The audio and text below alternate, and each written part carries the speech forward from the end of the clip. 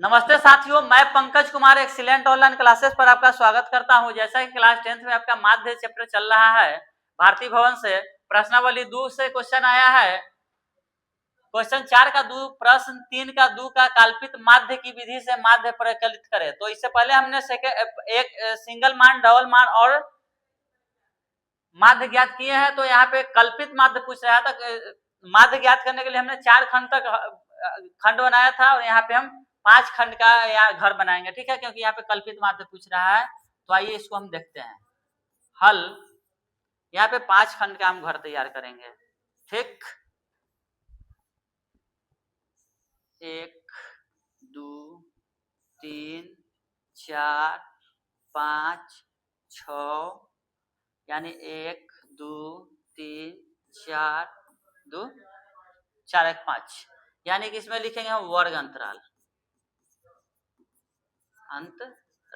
इसमें लिखेंगे बारंबारता। बारंबारता को ना हम F से सूचित करते, ठीक। और इसमें लिखेंगे वर्ग चिन्ह,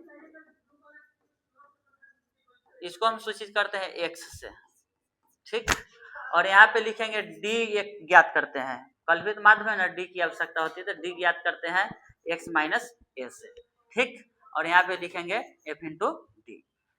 क्या लिखेंगे? F इंटू D,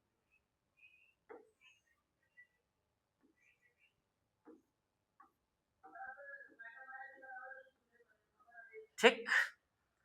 तो वर्ग अंतराल में लिखेंगे 10 से 25, 25 से 40, 40 से 55, 55 से 70, 70 से 85 और 85 से 100, ठीक। और बारंबारता में हमारा दिया गया है 2 3 7 6 6 6 और वर्ग चिन्ह में दिया गया है, वर्ग चिन्ह हम ज्ञात करते हैं, ठीक है। तो इस दोनों को जोड़ के ना वर्ग चिन्ह ज्ञात करते हैं। तो 10 को और 25 को जोड़ेंगे तो आ जाएगा 35, और 35 में 2 से भाग दिया जाएगा तो आ जाएगा 17.5।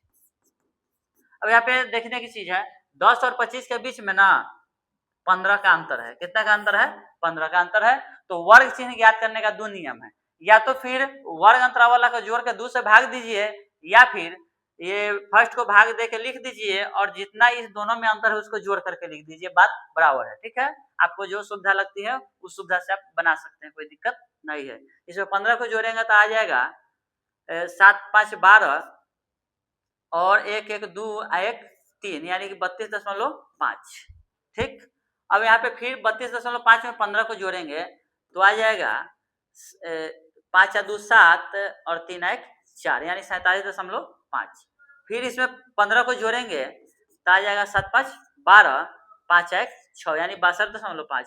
फिर इसमें 15 को जोड़ेंगे तो आ जाएगा 5 या 2 7, यहाँ पे आ जाएगा 7, यानी 77.5। फिर इसमें जोड़ेंगे 15 को तो 7 5 12, 8 1 9, यानी कि 92.5। हमारा वर्ग चिन्ह बन के तैयार हो गया।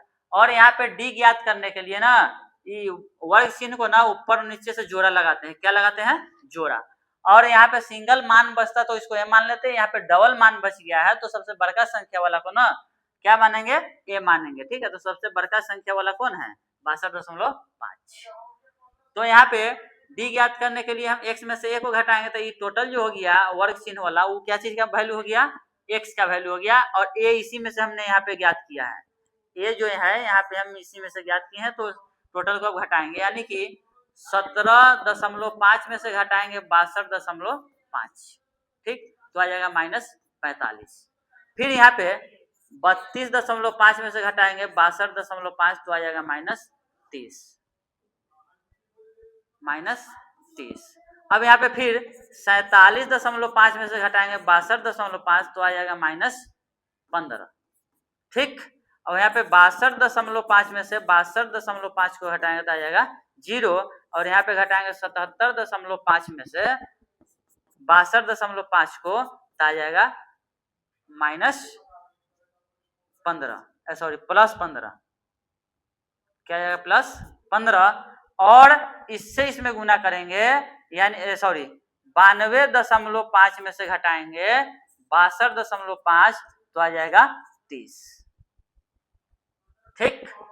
अब यहाँ पे ना एफ डी यानी एफ वाला और डी को गुना करेंगे तो एफ का जो वैल्यू ये हमारा ज्ञात हो गया और डी का जो वैल्यू हमने ज्ञात किया वो यहाँ पे 45, 30, 15 वो माइनस में 0, 15 और फिर 30।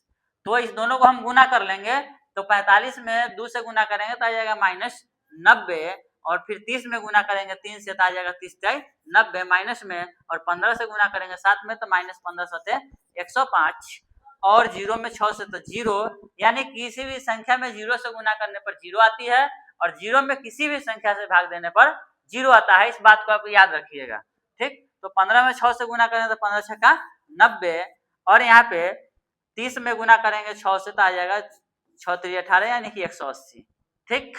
अब यहाँ पे हम एफ वाला को जोड़ते हैं तो एफ वाला जोड़ने के लिए यहाँ पे लिखेंगे सिग्मा एफ। सिग्मा एफ जोड़ेंगे तो यहाँ पे जोड़ेंगे 6 6 12 6 18 7 25 25 3 28 28 2 30 यानी कि सिग्मा एफ का जो वैल्यू आ गया वह 30 आ गया, ठीक। अब यहाँ पे इस समान जात वाले को जोड़ेंगे यानी समान चिन्ह वाला को एक साथ और जो अब देखिए यहाँ पे सिग्मा एफ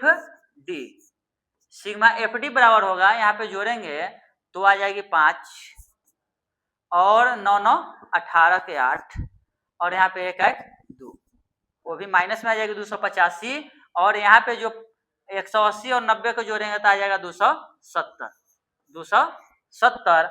अब इसमें से इसको घटा देंगे तो आ जाएगी -15 आ जाएगी -15 यानी कि जो सिग्मा एफडी का वैल्यू है वह -15 है। तो आपको माध्य कल्पित माध्य निकालने का सूत्र पता है, ठीक है। लिखेंगे इसलिए कल्पित माध्य यानी ए बराबर ए प्लस सिग्मा एफ डी बटा में सिग्मा एफ यानी कि ए का जो वैल्यू हो गया वो हो गया 62.5। देखिए यहाँ पे ए का वैल्यू हमने ज्ञात किया था 62.5 यानी कि 62.5 प्लस सिग्मा एफ डी का वैल्यू जो ज्ञात किया है हमने 15 ज्ञात किया है माइनस में, ठीक है, यानी कि -15, ठीक। उसके बाद सिग्मा एफ का जो वैल्यू है वह सिग्मा एफ का वैल्यू हमने 30 ज्ञात किया है। आपको पूरी चीज दिख रही होगी, ठीक।